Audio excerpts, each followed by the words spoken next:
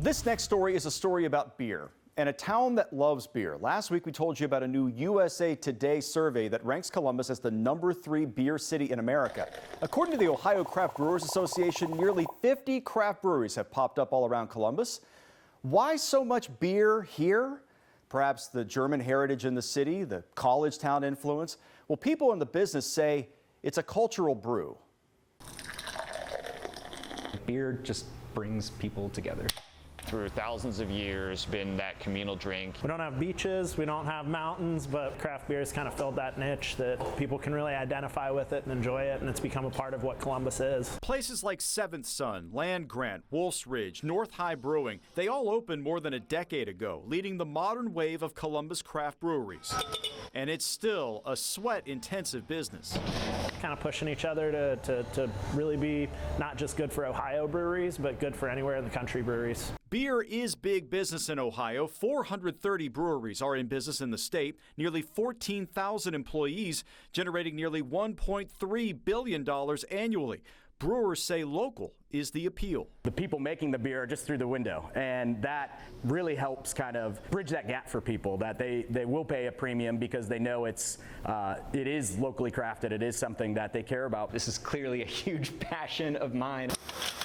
Chris Carter was previously the head brewer at Seventh Son. Now he's planning to open his own place, Honest Friend Brewing. He's working with two business partners to carve a niche in a crowded marketplace. The business side is everything. You have so many breweries that are making fantastic products. What are you going to do to stand out? We're a very mature industry now over the course of the past 20 or so years.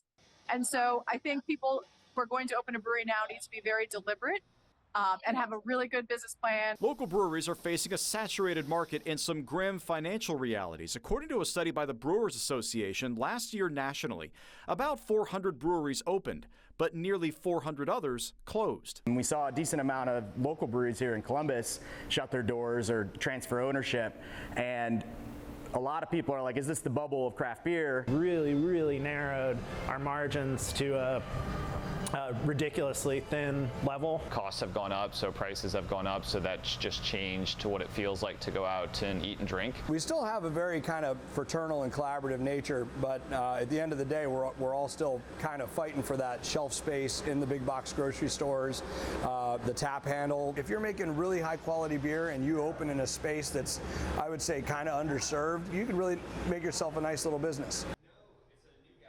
So the question becomes, so are there too many breweries? So think of it this way.